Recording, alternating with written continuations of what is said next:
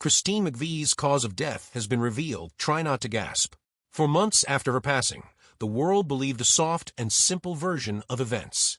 Christine McVie, the woman whose piano and voice quietly powered some of the biggest songs in rock history, had died peacefully after a short illness.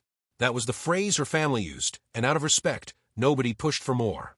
But grief has a way of accepting comfortable stories, and this one turned out to be far from the whole truth. When the paperwork behind her passing finally surfaced months later, it told a far more complicated story than anyone had been prepared for. The family statement and what it left out. On November 30th, 2022, Fleetwood Mac's representatives and Christine's family confirmed that she had died that morning in a hospital, surrounded by loved ones, following what they described only as a short illness. The statement was gentle, almost protective, asking the public to remember her life and her music rather than dwell on the details of her death. Fans obliged. Tributes poured in from around the world, and the phrase short illness became the accepted explanation, repeated in headline after headline. Nobody knew there was more to it because nobody had been told more. That changed in the spring of 2023. Court filings connected to the settling of her estate included her official death certificate, and outlets covering the story got their hands on it. What it revealed went well beyond a simple, quiet decline. According to the certificate, McVie's primary cause of death was an ischemic stroke, the kind that happens when blood flow to part of the brain is suddenly cut off. But that stroke did not occur in isolation. The document also listed bilateral renal infarction, meaning blood flow had been blocked to both of her kidneys, along with a large clot inside one of the chambers of her heart and atrial fibrillation, an irregular heartbeat that dramatically raises the risk of a fatal stroke. In other words, this was not one illness quietly closing the curtain. It was several serious conditions converging at once, each one making the others more dangerous, unfolding largely out of public view. Then there was the second cause of death listed on the certificate, one that reads almost like a puzzle: metastatic malignancy of unknown primary origin. In plain terms, doctors had found cancer that had already spread through her body, but they were never able to identify where it had originally started. This condition, sometimes called cancer of unknown primary, is genuinely rare, and medical researchers consider it one of the most difficult cancers to treat precisely because physicians cannot target a source they cannot locate. Survival statistics for the condition are grim, and the aggressive, hidden nature of it means it is often only recognized after it has already spread widely.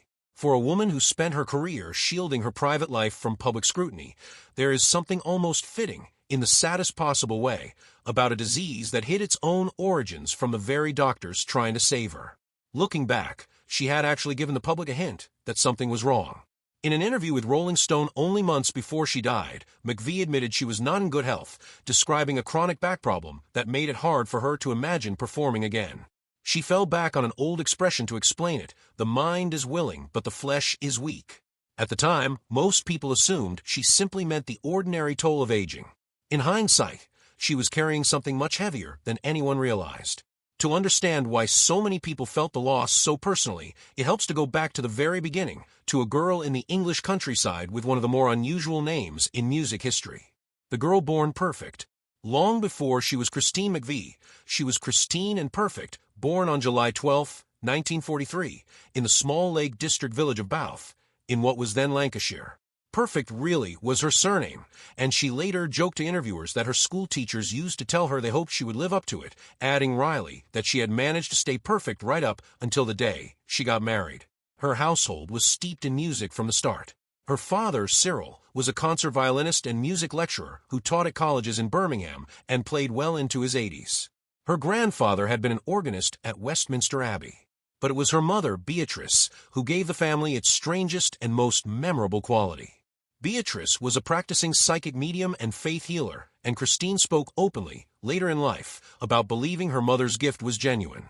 In one interview, she recalled a story about an elderly family friend who had been given up as terminally ill, until Beatrice sent over one of her own gloves for the woman to sleep with. Weeks later, the family says, doctors were stunned to find the illness had vanished entirely. Whatever one makes of that story, it is easy to see how growing up in a household where the line between the ordinary and the unexplainable was so thin might shape a person's sense of the world. Christine would later describe writing one of her most beloved songs as though she had been visited by something in the middle of the night, language that echoes her mother's world almost exactly. She started classical piano lessons at 4 years old, trained and precise, the kind of upbringing that might have led to a quiet career teaching music. Instead, everything shifted when her older brother brought home a Fats Domino songbook. The moment she got her hands on those rolling boogie-woogie rhythms, something in her changed course. She went on to study sculpture at art college with an eye toward teaching, and found herself pulled instead into Birmingham's blues scene, a decision that would eventually reshape the sound of an entire generation of popular music, though she had no way of knowing that yet. From Chicken Shack to a new surname. The British blues clubs of the 1960s were rough, loud, and thrilling, and Christine landed in the middle of them as a keyboard player and vocalist for a band called Chicken Shack. It did not take long for people to notice her voice, warm and lived in a way that seemed older than her years. In 1969, her cover of I'd Rather Go Blind became a genuine hit, and the influential music paper Melody Maker named her the country's best female vocalist 2 years running. Around this same time, her personal life set the course for everything that followed. She had grown close to John McVie, bass player for a rising blues outfit called Fleetwood Mac, and the two married in 1968 with the band's guitarist and de facto leader, Peter Green, standing as best man. She began contributing to Fleetwood Mac's records without formal credit, playing piano sessions and even painting cover art, all while touring with Chicken Shack and increasingly wanting to simply be near her husband instead of apart from him on the road. The opening came through someone else's unraveling. Peter Green, the band's founder and creative center, left the group in 1970 amid a mental health crisis the world did not yet have much language for. With their center of gravity suddenly gone, Fleetwood Mac turned to the woman who had already been quietly shaping their sound from just off stage, and Christine officially joined. Drummer Mick Fleetwood later described her as the glue that held together a group of brilliant, volatile personalities, and there was truth in that from the very start. But the moment that would turn them into one of the best-selling bands in history, while simultaneously tearing the group apart at the seams, was still a few years away. Rumors, and the songs born from heartbreak. On the last day of 1974, two young Americans joined the band, guitarist Lindsey Buckingham and singer Stevie Nicks.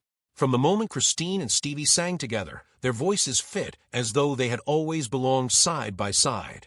The two women, the only women in a band full of strong personalities, made a quiet pact early on that they would always be treated as equals, and the friendship that grew from it became one of the most important relationships in either of their lives. What happened next is one of the strangest chapters in music history. As the band worked toward recording what would become Rumors, nearly every relationship inside the group collapsed at once. Christine and John McVie divorced. Stevie and Lindsey's long relationship fell apart. The drummer's marriage was crumbling too. And in the middle of all that wreckage, the band walked into the studio together and turned their pain into some of the most enduring songs ever written. Christine, in the thick of her own divorce, wrote Don't Stop, a song reaching toward hope and a brighter tomorrow. She wrote You Make Loving Fun, a bright, giddy love song, while quietly having an affair with the band's lighting director and letting her soon-to-be ex-husband believe it was written about the family dog.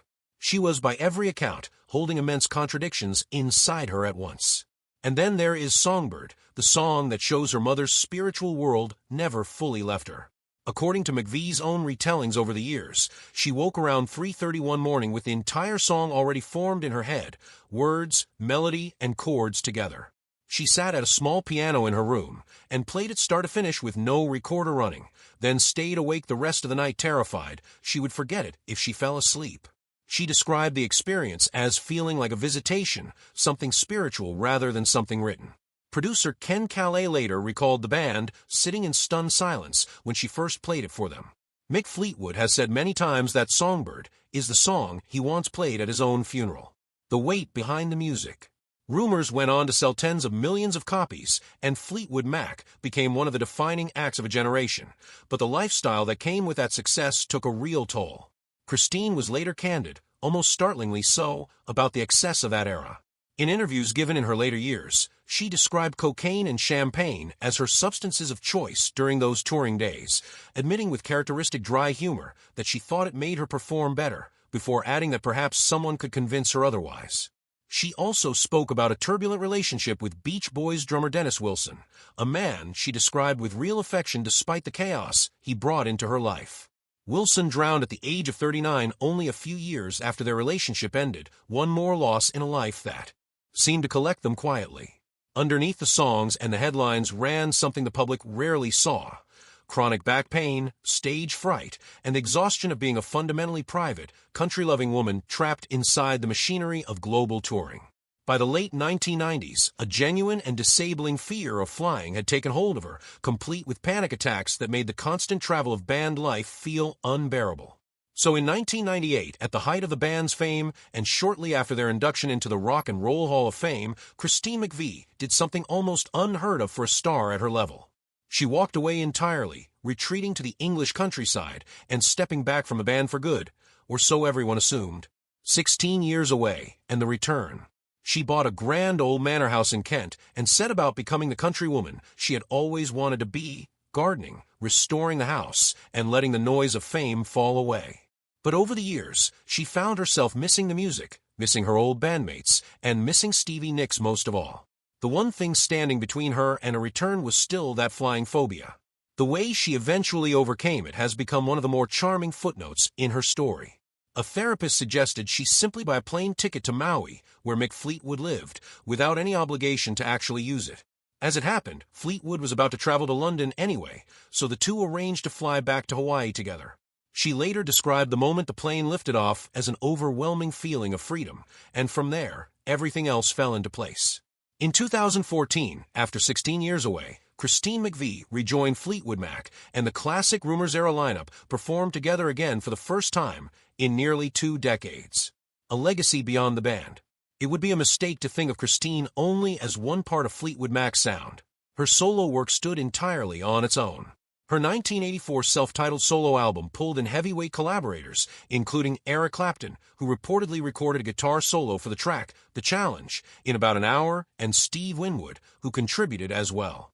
The album produced the hit Got a Hold on Me, which climbed into the American Top 10.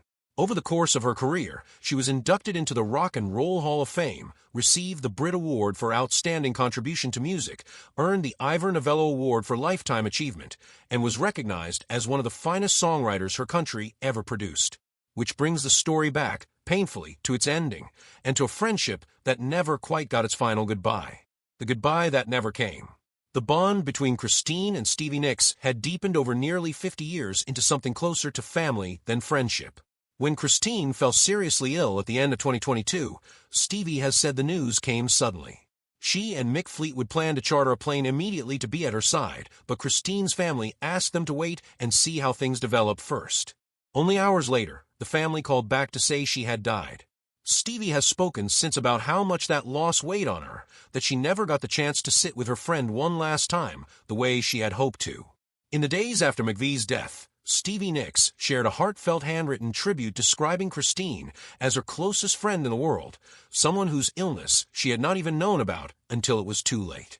Mick Fleetwood spoke at her memorial in Malibu that January, struggling to find the right words, eventually settling on describing the sheer enormity of what had been lost, not just her talent, but her steadiness and her grace. Lindsey Buckingham called her a musical comrade, a friend, and a sister. In the end, the quietest truth of Christine McVie's story may be the heaviest one.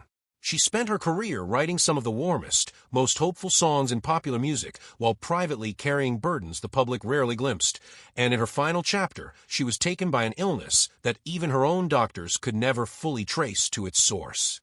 The most private woman in one of the most famous bands on earth left the world the same way she moved through it, on her own terms, with the full truth arriving only after she was already gone.